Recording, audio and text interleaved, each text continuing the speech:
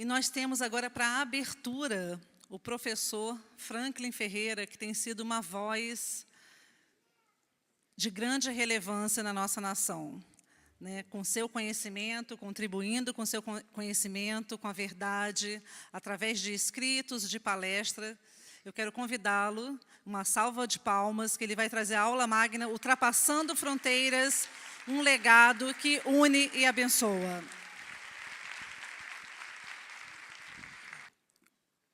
Bom dia a todos. Gostaria de agradecer o convite que me foi feito para tratar do tema Ultrapassando Fronteiras, um legado que une e abençoa pessoas e nações, nesse segundo Congresso Internacional Legado Cristão.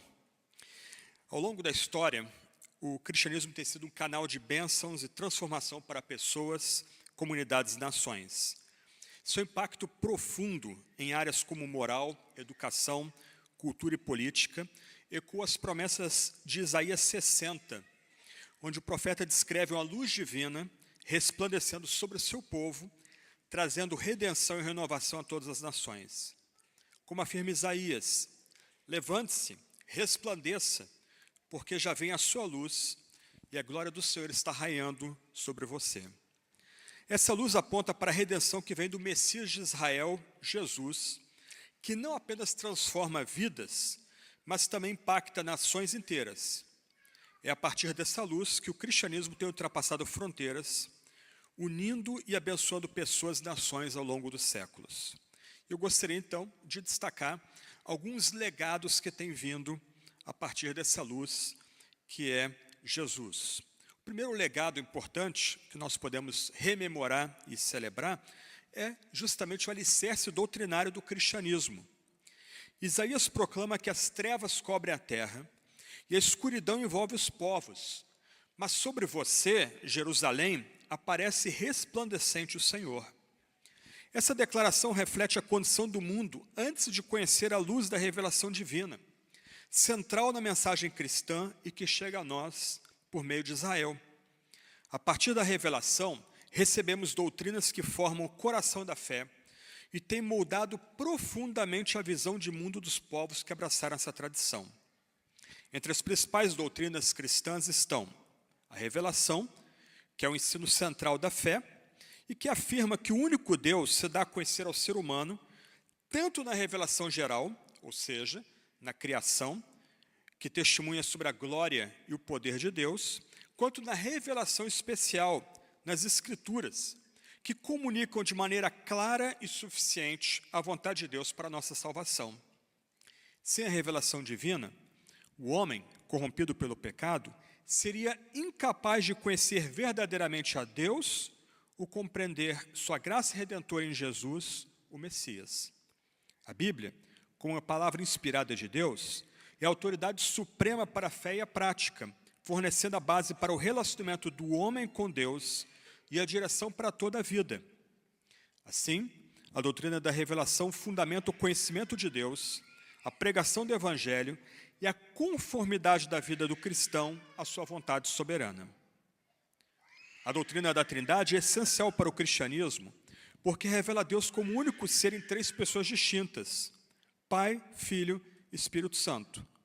A Trindade expressa a comunhão perfeita e eterna de amor em Deus, sendo a base teológica para entender a criação, a redenção, a santificação e até a vida em comunidade.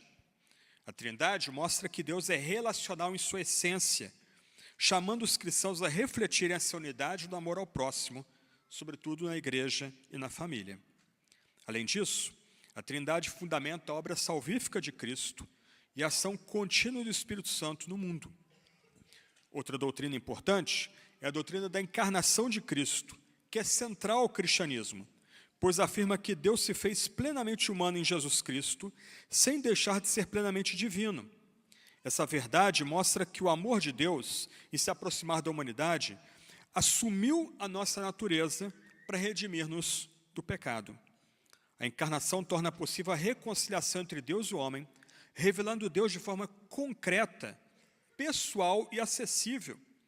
Além disso, fundamenta a obra salvífica de Cristo, que viveu, sofreu, morreu e ressuscitou por nós como verdadeiro Deus e verdadeiro homem.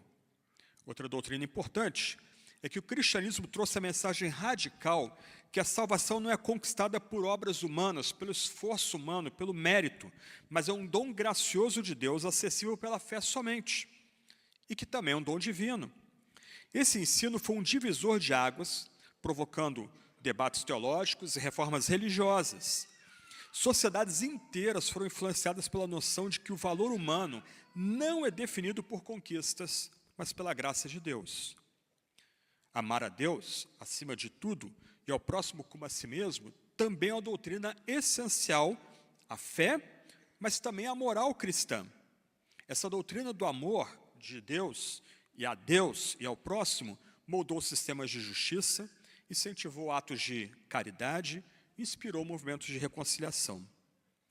A crença na ressurreição do corpo e na vida eterna são centrais à esperança cristã, garantindo para nós a vitória de Deus sobre o mal, a morte e a plenitude no próprio Deus. A ressurreição afirma a redenção completa do ser humano, corpo e alma, enquanto a vida eterna aponta para a comunhão eterna que teremos com Deus.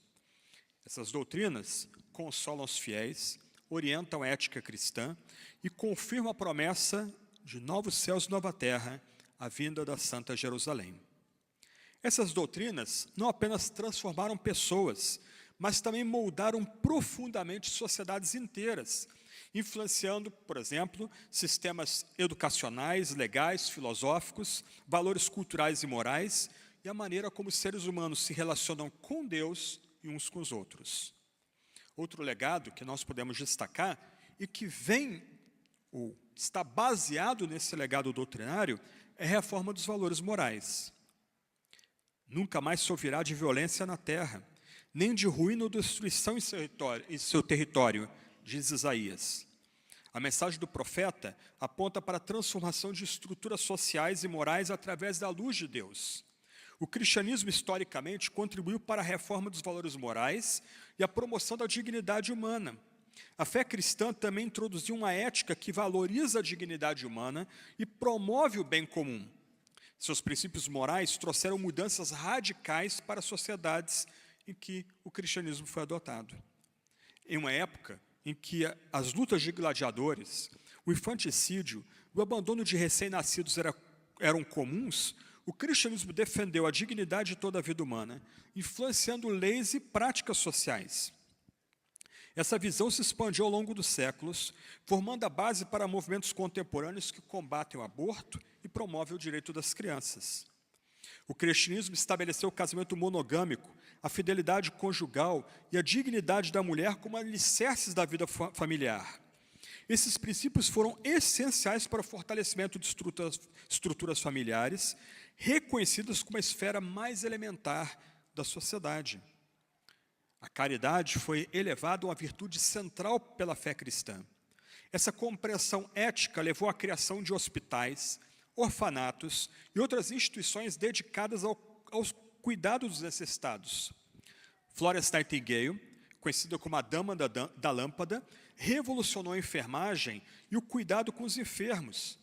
Motivada por sua fé cristã, Florence acreditava que cuidar dos doentes era um chamado divino. Durante a Guerra da Crimeia, melhorou drasticamente as condições sanitárias dos hospitais, reduzindo as taxas de mortalidade. A moral cristã continua a influenciar debates sobre esforços humanitários, bioética, direitos humanos, a proteção da vida desde o ventre, reafirmando seu papel como uma força transformadora e conservadora da sociedade contemporânea. Outro legado que podemos celebrar é o impacto do cristianismo na cultura. Isaías declara: todos os do seu povo serão justos, e para sempre herdarão a terra. Serão renovos que eu plantei, obra das minhas mãos, para que eu seja glorificado. Essa obra divina se reflete na contribuição do cristianismo à cultura. E como veremos, a educação. Assim, o cristianismo desempenhou um papel vital no desenvolvimento cultural do Ocidente e mais além. Catedrais góticas, mosaicos bizantinos e as obras do Renascimento são apenas alguns exemplos do cristianismo na arquitetura e na arte. Cada um desses movimentos reflete uma tentativa de capturar a grandiosidade e a transcendência de Deus. A música sacra, dos cantos gregorianos, as cantatas de Johann Sebastian Bach, ouvimos um exemplo de música de Bach há pouco, foi profundamente influenciada pela espiritualidade e pela devoção cristã. Obras de escritores como Dante Alighieri, John Milton, G.K. Chesterton, C.S. Lewis, J.R.R. Tolkien e Marilynne Robinson exploram temas cristãos como redenção, pecado e graça. Além disso, a Bíblia influenciou estilos literários e até mesmo o desenvolvimento de línguas naturais, como o inglês e o alemão moderno. O cristianismo moldou o calendário ocidental, com celebrações como o Natal e a Páscoa se tornando eventos centrais para a sociedade. Esses momentos não apenas reafirmaram a fé cristã no espaço público, mas também celebram os grandes atos de Deus, a encarnação de Jesus, seu sacrifício expiatório na cruz, sua ressurreição dentre os mortos. Por fim, a Bíblia foi o texto mais influente da formação da cultura ocidental. Suas histórias, leis e ensinamentos influenciaram desde a literatura até a arte e a política, proporcionando um vocabulário moral e cultural comum. Temas cristãos como sacrifício, redenção e transcendência moldaram a mentalidade ocidental e mais além. Na verdade, a cultura cristã, ao longo dos séculos, contribuiu para a formação de identidades nacionais e promoveu valores fundamentais, como o valor da beleza, da criatividade e da expressão espiritual, como nós vimos há pouco. Um quarto legado que nós podemos celebrar é o impacto político e social da fé cristã. A influência do cristianismo se entende ao campo político, econômico e social, oferecendo princípios que transformaram sociedades e promoveram a justiça. Os sistemas legais de muitas nações ocidentais foram profundamente moldados pelos princípios contidos dos 10 mandamentos e pela moral cristã, que serviram como base ética e espiritual para a formulação de normas e valores fundamentais.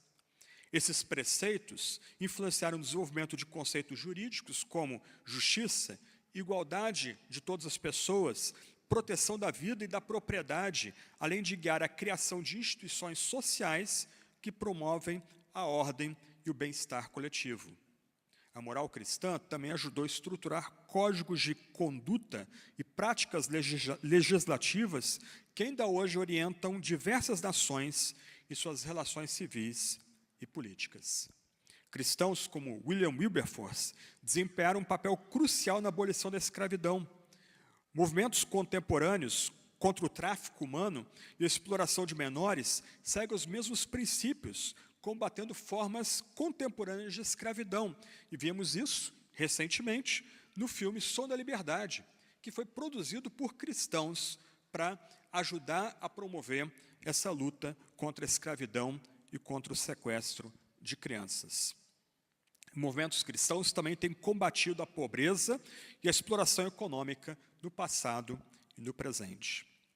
A distinção entre o poder espiritual e temporal, a Igreja e o Estado, desenvolvida no passado por cristãos como Samuel Rutherford, Roger Williams e Abraham Kuyper, moldou o conceito de governo limitado e liberdade religiosa.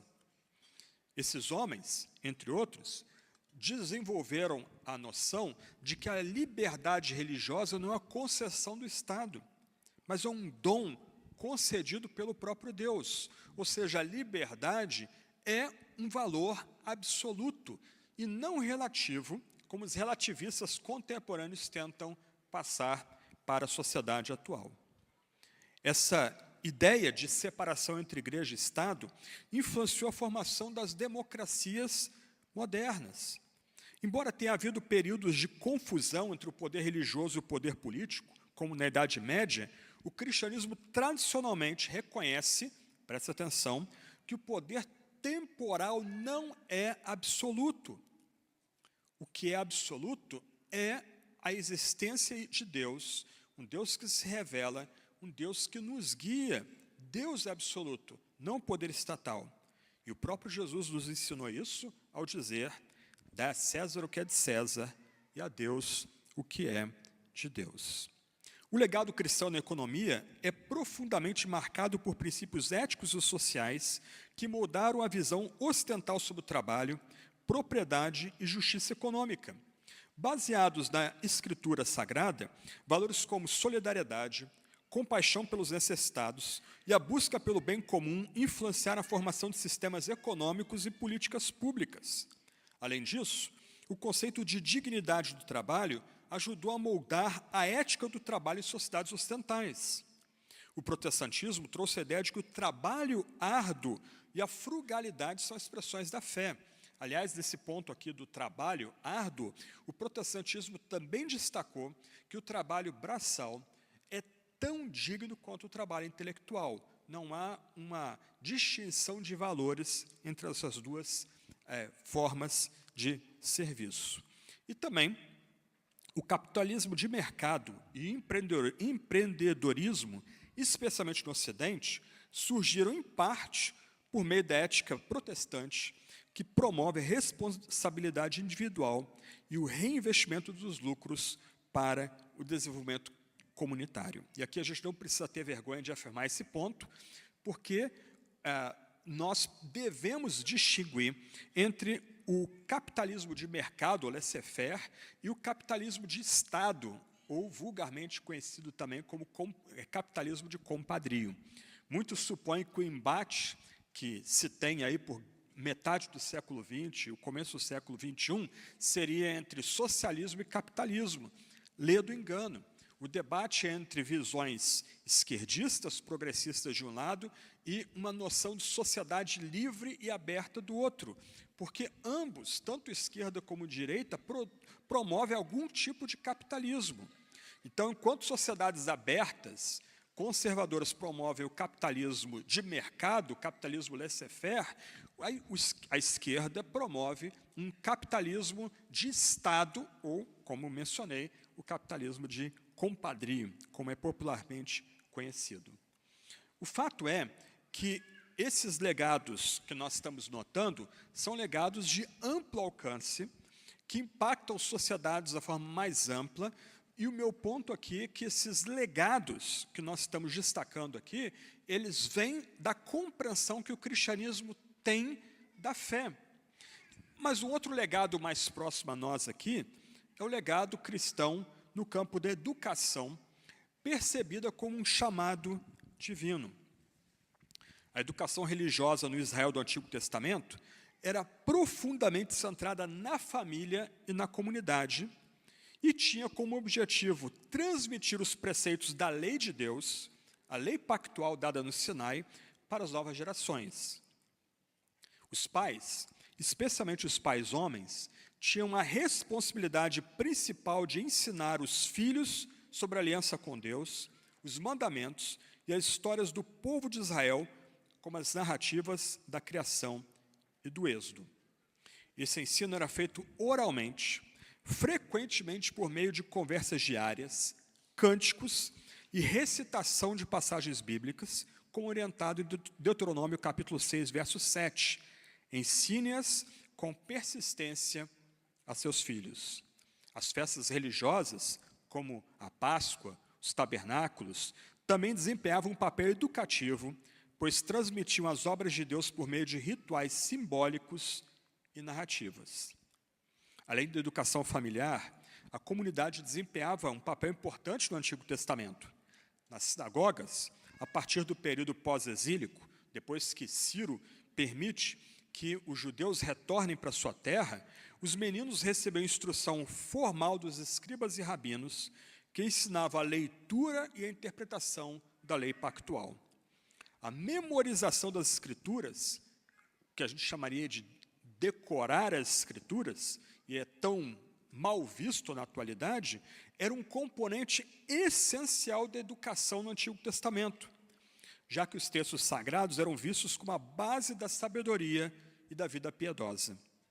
A educação não era apenas acadêmica, mas também espiritual, moldando o caráter e a conduta em obediência a Deus.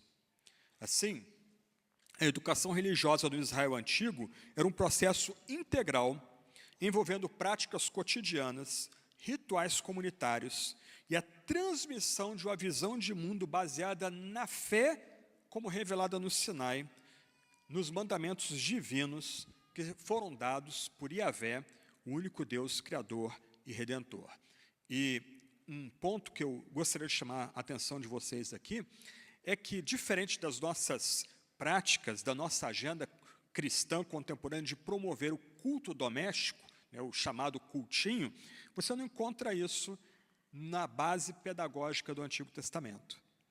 A ideia de que a família se reúne para 10, 15 minutos de um tipo de culto, leitura da Bíblia, alguma reflexão, e depois os membros da família se separam e o mundo é desconectado daquilo que foi feito de manhã.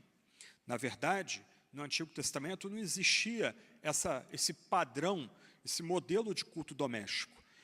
Toda educação era culto, toda educação, a partir da lei do Sinai, era feita como um tipo de celebração a Deus e que tinha como alvo final não apenas o receber informações dos grandes feitos do único Deus, mas preparar, a partir dessa tradição dada em casa, os pequenos, para viver vidas sábias, de tal forma que o único Deus, o Deus de Israel, fosse glorificado.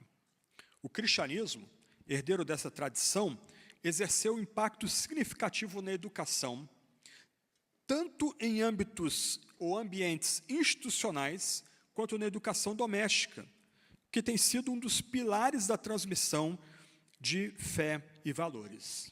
No cristianismo, a educação é frequentemente vista como um chamado divino, particularmente no contexto familiar. Textos bíblicos, como Deuteronômio capítulo 6, versos 6 a 7, destacam o papel dos pais como os primeiros educadores dos filhos, enfatizando a responsabilidade de transmitir ensinamentos espirituais e morais a eles. Assim, a educação baseada na revelação tem como objetivo não apenas preparar os indivíduos para a vida em sociedade, mas também para os conduzir a viver para a glória de Deus. Um dos maiores legados cristãos foi a valorização da alfabetização, especialmente para que todos tivessem acesso às Escrituras. O paradigma de um templo protestante, entre os séculos XVI e XVII, eram 4 paredes caiadas de branco, não mais vitrais, mas janelões transparentes, para que o ambiente fosse bem iluminado e que cada pessoa, cada família, pudesse acompanhar a pregação com a Bíblia aberta, repousando em seu colo. E cada membro da família pudesse conferir se a pregação, a exposição da Escritura, conferia com aquilo que era ensinado, de fato, na Bíblia. Portanto, a Reforma Protestante do século XVI foi um marco nesse sentido, promovendo o incentivo à leitura da Escritura de forma pessoal e no próprio idioma. Um dos grandes momentos da Reforma foi quando Martinho Lutero, depois do seu testemunho dado em Worms, em 1521, em abril de 1521, ele é, entre aspas, sequestrado, se disfarça de soldado, vai viver no Wartburgo, um castelo na Alemanha, e ali, durante 9 meses, ele traduz o Novo Testamento do grego para o alemão popular. Volta e meia, ele com coraça deixou a barba crescer, descia do castelo, ia passear na praça principal da cidade ali perto, e ele ia testar as palavras que ele estava selecionando para a sua tradução da Bíblia. Porque o que importava agora, a partir da reforma, é que cada homem e mulher, criança, adolescente, jovem, adulto, ancião, pudesse ter acesso direto à Sagrada Escritura. Esse incentivo à leitura da Escritura é um dos grandes legados da Reforma Protestante do século XVI. Isso termina por impulsionar esforços globais de alfabetização, muitas vezes iniciados na esfera doméstica. Nas comunidades cristãs, era comum que os pais ensinassem os filhos a ler em casa, utilizando a Bíblia ou os catecismos como os principais meios de estudo, ou materiais de estudo. A educação doméstica cristã também se destacou pela ênfase da transmissão de valores éticos e espirituais sólidos. Catequese, orações, histórias bíblicas eram métodos amplamente utilizados para ensinar os fundamentos da fé. Quando Martinho Lutero, em 1529, horrorizado com o baixo nível de conhecimento cristão das paróquias da Saxônia, se lança a preparar o catecismo menor, ele faz tendo como alvo não os pastores e sua missão educacional, mas os pais. Se você pesquisar depois o Catecismo Maior de Lutero, você vai notar que ele é escrito de forma muito pessoal para ajudar os pais, sobretudo o pai, a educar os seus filhos e a sua casa na fé cristã. Lutero tem o cuidado de preparar orações para ajudar os crentes a aprender a orar em casa. A ideia é que a educação mais básica, tanto religiosa como mais ampla, começa em casa. Esse é um legado que vem da cultura bíblica do Israel antigo, perpassa o cristianismo primitivo e é redescoberto na Reforma Protestante no século XVI. Além das palavras, os pais eram incentivados a educar pelo exemplo, refletindo em suas vidas cotidianas e na dinâmica familiar os valores de amor, perdão e serviço ensinados por Cristo. Dentro desse contexto, o papel das mulheres foi particularmente relevante. Exemplos como Susanna Wesley, a mãe de John e Charles Wesley, ilustram essa dedicação com mulheres oferecendo tempo diário para ensinar leitura, escrita e princípios da fé. O elo entre a educação doméstica e as instituições formais também é marcante. Muitas das primeiras universidades do Ocidente, como Oxford, Cambridge e principalmente Harvard e Yale, foram fundadas em contextos cristãos. Agora tem um ponto.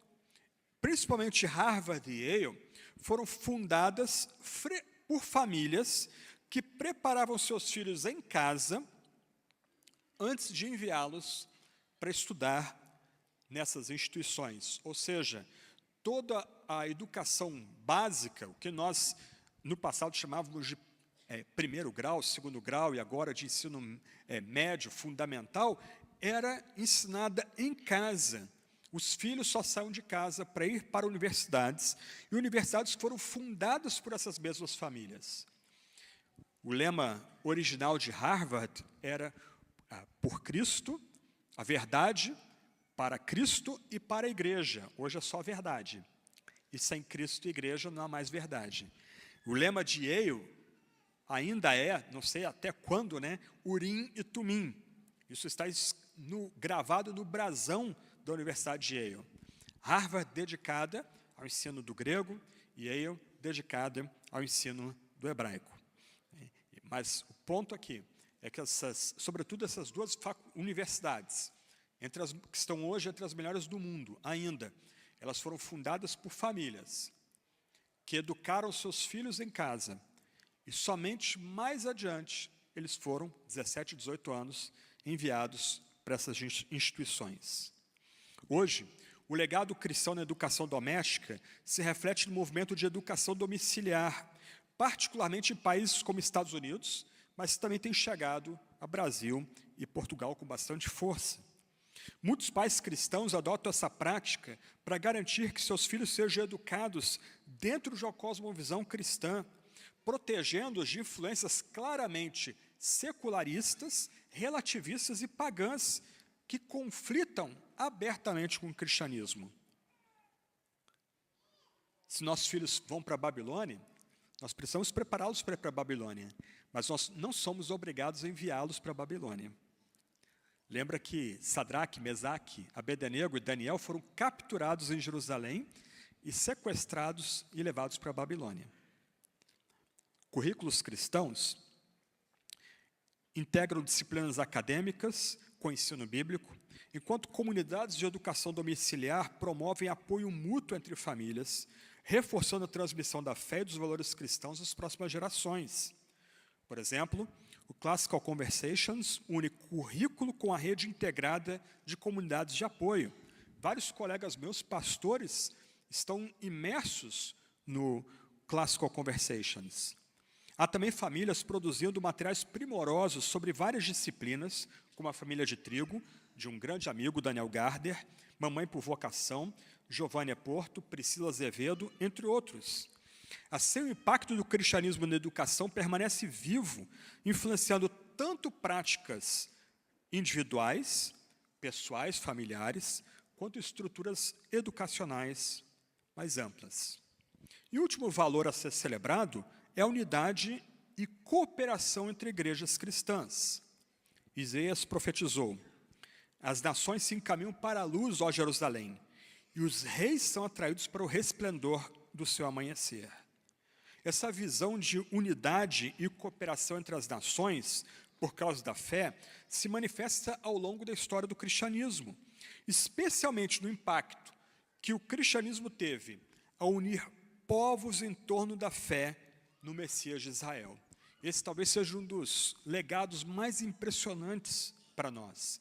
Como homens e mulheres são unidos, e essa unidade transcende cultura, idioma. Como é que nós nos unimos a homens e mulheres da igreja perseguida na África, da igreja sob fogo na Ásia, da igreja que luta pela sua sobrevivência na Europa Ocidental e Europa Central, na igreja que luta com a sedução do poder na Europa Central, no Oriente, com a igreja lutando com a secularização e o esfriamento na América do Norte. Todos somos uma única igreja, um único povo. Assim, apesar das suas diferenças, as igrejas cristãs têm trabalhado juntas em muitas áreas, demonstrando a força de um legado comum.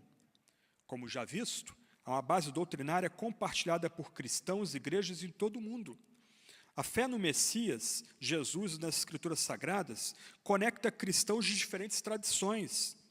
Essa base comum tem possibilitado ações conjuntas de evangelização, educação e humanitárias. Sobretudo, a ênfase protestante em missões e evangelização tem incentivado a colaboração entre denominações evangélicas em esforços de proclamação do Evangelho do Reino de Deus em todo o globo. Nós chegamos a um tempo em que há proporcionalmente menos povos não alcançados do mundo, hoje, graças ao avanço missionário global, especialmente nos 2 últimos séculos. Missões transculturais, uso de tecnologia, a tradução da Bíblia e de porções bíblicas e parcerias entre igrejas têm contribuído significativamente para alcançar grupos anteriormente isolados. Contudo, ainda existem cerca de 7.000 povos não alcançados, representando cerca de 3,4 bilhões de pessoas, segundo estimativas mais recentes. Apesar dos avanços, a tarefa de anúncio do Evangelho ainda é enorme e desafiadora.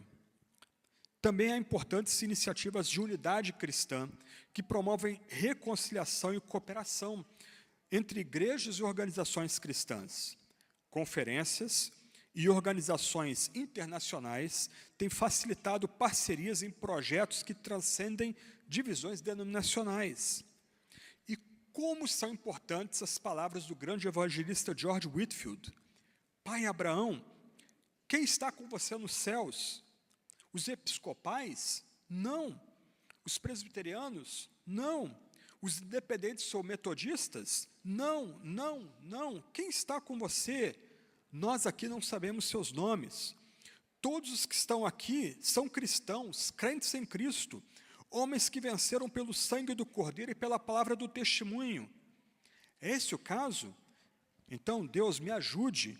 Deus nos ajude a esquecer o nome de grupos e nos tornemos cristãos de verdade. O chamado de Isaías, para que Jerusalém se levante e resplandeça, o lembrete do papel da fé e luz para as nações. Assim como a cidade santa descrita por Isaías atrai as nações à fé em Deus, continua a ser um farol de esperança e transformação para o mundo. Esse chamado não apenas inspira o povo de Deus a viver para a sua glória, mas também desafia os cristãos a transmitir esse legado de esperança às próximas gerações.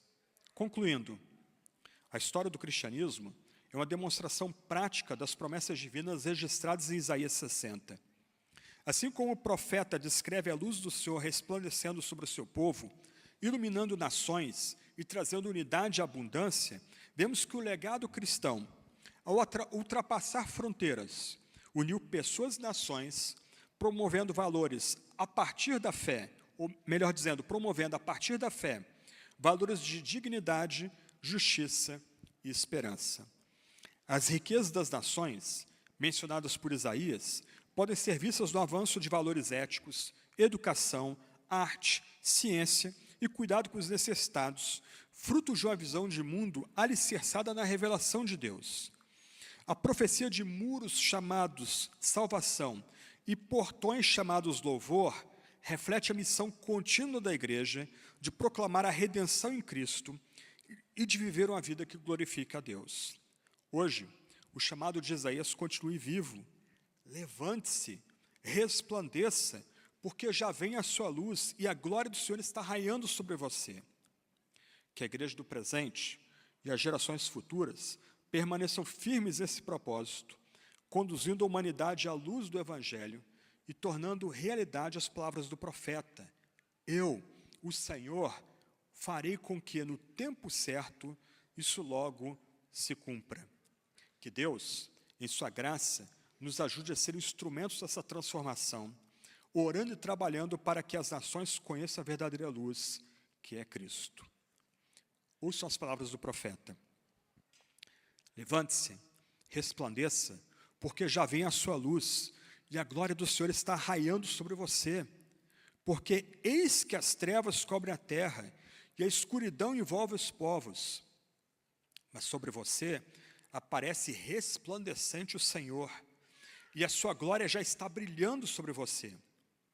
As nações se encaminham para a sua luz, ó Jerusalém, e os reis são atraídos para o resplendor do seu amanhecer. Levante os olhos ao redor e veja, todos se reúnem e vêm até você. Os seus filhos chegam de longe, as suas filhas são trazidas nos braços. Ao ver isso, você, Jerusalém, ficará radiante de alegria. O seu coração baterá forte e se dilatará de júbilo, porque você, Jerusalém, receberá a abundância do mar, e as riquezas das nações serão trazidas a você. Estrangeiros edificarão suas muralhas, e os seus reis a servirão, porque no seu furor eu a castiguei, mas na minha graça tive compaixão de você. Os seus portões estarão sempre abertos, não serão fechados nem de dia nem de noite, para que lhe sejam trazidas as riquezas das nações e conduzidas com elas os seus reis. Porque a nação e o reino que não servirem perecerão. Sim, as nações serão totalmente arrasadas. Também virão e se inclinarão os filhos dos que a oprimiram. Todos que a desprezaram se prostrarão até as plantas dos seus pés e a chamarão cidade do Senhor, a Sião do Santo de Israel. Eu farei de você uma glória eterna, uma alegria de geração em geração, e saberá que eu sou o Senhor, o seu Salvador, o seu Redentor, o poderoso de Jacó. Nunca mais se ouvirá falar de violência na sua terra, nem de ruína ou destruição em seu território, mas as suas muralhas você chamará salvação, e os seus portões, louvor. Nunca mais o sol será a sua luz durante o dia, e o resplendor da lua nunca mais a iluminará, pois o Senhor será a sua luz perpétua, e o seu Deus será a sua glória. Todos os do seu povo serão justos, e para sempre herdarão a terra. Serão renovos que eu plantei, obra das minhas mãos, para que eu seja glorificado. Eu, o Senhor, farei que no tempo certo isso logo se cumpra. Uma breve oração para encerrarmos. Ó Deus, Pai de todas as nações da terra, lembramos perante Ti as multidões daqueles que, embora criados à Tua imagem, não Te conhecem, nem conhecem a redenção que nos trouxe em nosso Senhor Jesus Cristo. Concede que, pelas orações e pelos trabalhos da Tua Santa Igreja, eles abandonem as suas formas de superstição e de descrença e alegremente se convertam à fé, à esperança e ao amor do Evangelho de Cristo, por quem tudo isso te pedimos. Amém.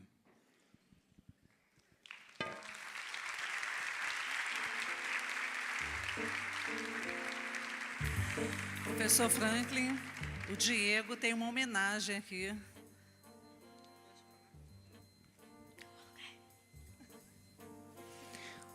Com um coração ardente por aquele que é a verdade, a sabedoria e o amor, desejo render a minha gratidão ao pastor Franklin Ferreira, cuja vida e obra tem sido uma luz nesse mundo. Assim como as almas inquietas encontram descanso somente em Deus, conforme Agostinho proclamou: fizeste nós para ti, e inquieto está o nosso coração enquanto não repousa em ti.